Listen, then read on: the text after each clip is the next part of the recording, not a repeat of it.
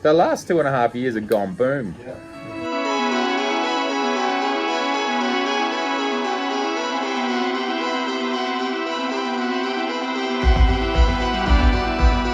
In the studio, our next guest, we have Matt Irwin, who is a photographer from Melbourne.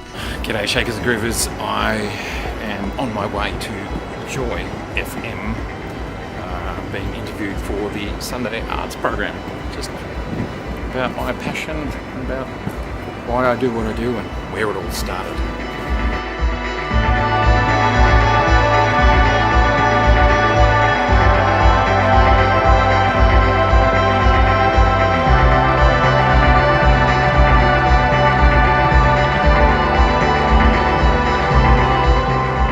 The name Matt, they would definitely recognise some of his works, which are all mostly about Melbourne based. And also we've got to thank Matt on air because he gave us on canvas a print of one of his photographs, a laneway, one of the graffiti laneways. I'm giving that to Joy, so that's for Joy. Oh my God, that is so cool. And we had an art auction a couple of years ago for Joy. Yep. And so thank you, Matt, because your piece made quite a bit of money. Good. That's what we want to hear. That's what it's all about. Really appreciate it. So welcome to the show, Matt. Thank you very much. Now, and we'd like to start off, I suppose, having a little bit of a chat about your background. Yes. Firstly, I suppose, how you got interested in art. People, I suppose, go to and from and at various stages in their life with art, and yes. Some people, move in and move out of it. So how did it all get started for you? Well, I feel like I was just a very normal kid growing up in the suburbs in the 70s and 80s. I loved Doctor Who. I loved science fiction. And one of my favourite directors was Ridley Scott, and one of the most meaningful pieces of art that was created for me at the time was Blade Runner, which was, I think, 1982. Yep. And of course, Ridley Scott is famous for making things look amazing. So there I was as an 11-year-old seeing that beautiful film, just thinking, wow, that's what I want to be. That's what I want to do. And as I went through high school, I felt like I wanted to be a filmmaker, and I dabbled and played with the video camera at home and did animations on my computer at home. But I realised that making films required a crew, a script. There was a lot of logistics, and as an 18-year-old, that was... And expensive. Extraordinarily expensive 30 years ago.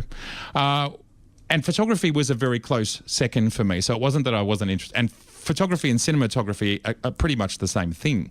So instead of heading off down the cinematic moving pictures path, I headed off down the cinematic still pictures path. And I used to love riding my bike, and I thought, wow, we live in this beautiful city. This was the late 80s, and there was a photographer by the name of Steve Parrish that maybe some of the listeners would remember. He would take a lot of photos of koalas and cities. The sun is at the apex in the sky. It's all bright. It's all colourful. And I thought Melbourne is way more than just a colour postcard in the middle of the day. Yep. Why can't I see this anywhere? So I just went off and did my thing, and I started to photograph the city just off my own bat. I had no plans of any of what followed. And then after probably a year of doing that, people started to say, oh, I really like it. Can I have a copy? And then it just rolled on. And the first commercial thing I did was to start at markets way back when St Kilda Market was different than it is today. But the thing is that your name, Matt Irwin, a lot of people wouldn't know who you are, but people would have seen your photographs. No matter, like they think to themselves, no, I wouldn't have. They would have, because they're quite iconic, aren't they, around Melbourne? Yeah, so I literally had a stall every Sunday for 20 years, of which I did 10 of those years myself. I think I missed 2 Sundays in a decade. And I don't know where my entrepreneurial spirit came from, but it's like, you've got to be here. When people come back, they've seen you, they want to buy that gift or whatever, you have to be here. So, and I used to be on the committee at the market, and we knew that 10,000 people would go past every Sunday. So if you've got 10,000 people going past looking at you, then you start to permeate the zeitgeist. So that was the beginning. But what I love about your work is that it's not the obvious photos around Melbourne. It's often the laneways, as I mentioned before, the one that you donated to Joy, and you're like you love rain on a footpath, which is a bit tough these days because there's no rain. Yes, and you love a fog as well, don't you? I do love fog. Yeah, well. As I said, going back to when it started, it was like, well, Melbourne has all these moods, all this architecture. It looks just as good in winter, in the fog or the rain. It looks good in all of its states. Why do we just look at it on a sunny, colourful day? Yep. And I saw it, and then the challenge was when I first started out is how do you capture what you see with your eyes? How do you capture something you see in stereo in 3D on a flat image and still evoke the same emotion? And for me, it's always been emotional. Like the journey as an artist is an emotional one, and I would walk around and get tingles down my spine, going, "Oh wow, this is epic." Yep. And it was unfolding in front of me. And sure, I was out at 4 a.m. on a Wednesday night when the city was empty, and so that was pretty epic in itself. But it allowed these amazing moments to occur, and that, Melbourne's been my muse, and that's why I went on to create the book Melbourne: A Love Affair, because that was the most honest thing I could say about my relationship with Melbourne. Is it's my muse. How long ago did you release that book? First version came out in 2012, right, and then we did a follow-up version in 16 or 17. I probably should know that, but I think it was the end of 16, start of 17. Yeah. And you're like, as I said, your prints of your photographs you put onto canvas now, which takes it to another dimension, so it looks great on somebody's wall. I remember by accident wandering down a laneway on White Night, and you were setting up for an exhibition that you were part of, White Night. Yes.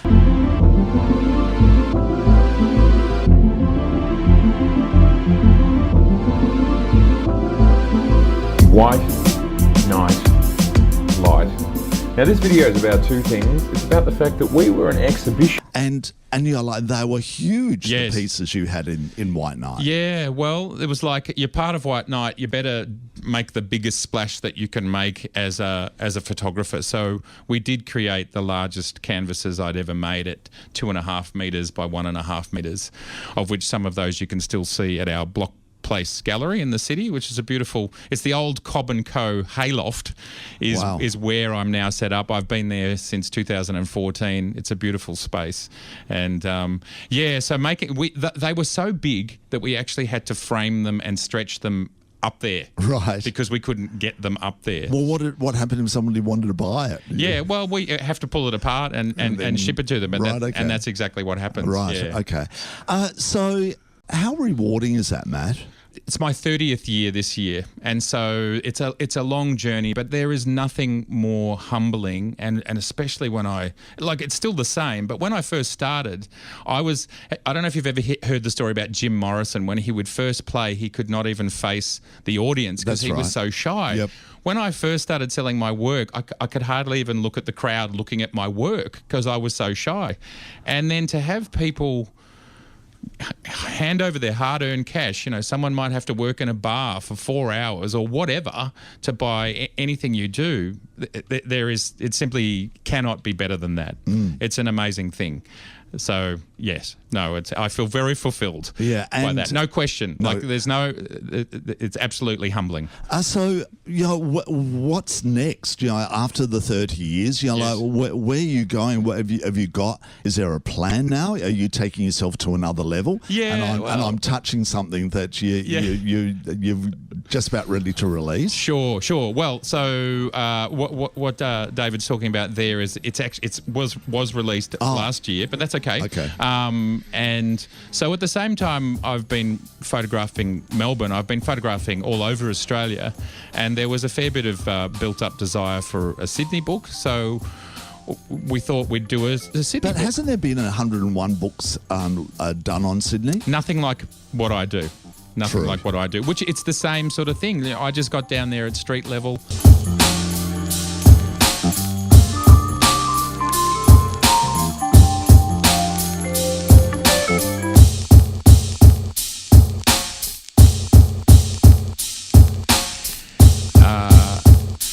For me, like it's changed a bit of late because there are so many people photographing all of the cities of the world, including me. Yeah, sure. But up until my phone, up until sort of phone cameras were ubiquitous and Instagram was huge. So up until about 5 years ago, it wasn't happening. And the cities have so many amazing nooks and crannies and moments and moods. Like they're just going on all the time.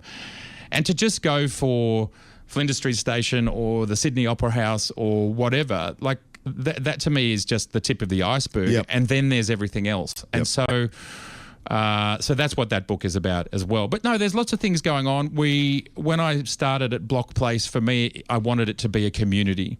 I wanted it to be a space where artists, visual artists, cinematographers, photographers could come.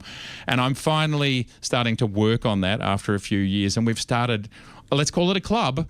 We've given it a photography-oriented name, which is Focus Group. Oh, boom, boom. Boom, boom. That's right. I'm a dad now, so I can have dad jokes. And so that we had our very first meeting last month. Our next one's coming up on the 15th. We'd love if any of your listeners are interested in hanging out with other like-minded people and myself. We're going to walk the streets. We're going to take photographs. We're going to talk about the highs and the lows, the inspiration. And photographers and visual artists were often quite solitary people. So for me, the idea of actually getting together is something. So, you know, what's some of the evolution is getting together and making it a bit more of a community thing. Yep. You know, it's a funny thing for me because I've just put my head down and worked really hard for 30 years. Yep. But also what you've done with, you know, like making your photos a household name visually, is also, you know, like your enthusiasm. That's what I found, that when I've met you, you're like, agree, Neil? You know, like that there's an enthusiasm coming from the man. And I think that's part of it. Yeah. You know, like you say that you were a bit shy in the beginning and couldn't face the people looking at your photographs. Yeah. But you've overcome that because of your love of what you're doing and that it's working. Exactly true. Exactly true. Yeah, I mean, I'm not sure there's enough minutes in the time we have left to sort of. I really believe that life is a gift. So the fact that we're just here and we have this opportunity to talk and share ideas and walk the world and here, especially in this city and in this country, you can go out with a camera at night and be pretty safe. Yep. And we can express ourselves and do what we want to do and share ideas. And I think the world needs more and more of that every day. You know, if we look out beyond our borders, beyond Australia, you know, there's a lot going on out there. A lot of it's stuff that we're probably not that excited about. So, yeah, like this is a big philosophical debate. We might need a whole episode on it. But I do feel that you know, the governments support the arts because the arts are good for our soul. And there's this cycle. Yep. And it's also very much part of Melbourne. Absolutely. Oh, well, absolutely. And to go back to your question of, you know, how do I feel about people liking my art? It's amazing because they are getting joy, no pun intended. They get joy as well. And then you think about the fact that it might sit on their living room wall above their TV for the next 10 years. Like it's amazing. And that's all a journey. But I've sort of gone off track of what I was trying to say. But what I'm trying to say is maybe bigger than I can get out right now. But the arts is a great place for us to unpack ourselves, unpack our souls, share ideas. Sometimes we can communicate without words. We can just communicate in different ways. And whether that's seeing a live band or dance, in my case it's photography, I love that people from all walks of life can go, they can look at the same thing and they can all love it. Yep. And there's, you know, no more beautiful place to be. Yeah. So yeah, I'm passionate about all of that. It's not just clicking. Yeah. It's the whole thing that goes around it. Likewise, the same with us. That's why we do this show. And we do have a great exhibition coming up, and it's a precursor to my next book that'll be coming out in the third quarter. Can you say what it is yet? The exhibition or the book? The book. Let's do it. So I thought to myself, you know, we all work hard on our Instagram pages. How do you tie them together without it being too tied together? Yeah. So I want your honest reactions because I still haven't finalised the title yet. We'll be going to print very soon. And but the idea, the name is 365 grams, or Melbourne 365 grams. I don't know. Okay, it makes me think because I'm not quite sure. Sure, 365, Where does the grams come from? So Instagram. Okay. So I was thinking grams as in well, I weight. knew 365 was days, so I assume pictures in a day. Well, that's right. It's kind of a triple entendre. Okay. It's got the Instagrams, it's got the days. So it's sort of like a year in the life. And it'll have 365 images. Yep. I was trying to get it to weigh 365 grams. That's what I just thought of weights. But I couldn't pull that off. It's going to be a square format. So it's going to, I'm very excited about it. And what's the exhibition about? It's going to be the highlights, some of the highlights. I mean, they're all highlights, of course, but it's going to be just the 20 favourite images that we've chosen from the book. And where's that? That's going to be at our Block Place Gallery. So that's level 2, 28 Block Place here, Melbourne 3000. So very easy to get to. Matt, thank you so much for coming It's in. such a pleasure. It's such a pleasure. And don't make it 2.5 years before you come back. I'll be back. Look forward to it. Thank you, gentlemen, so much.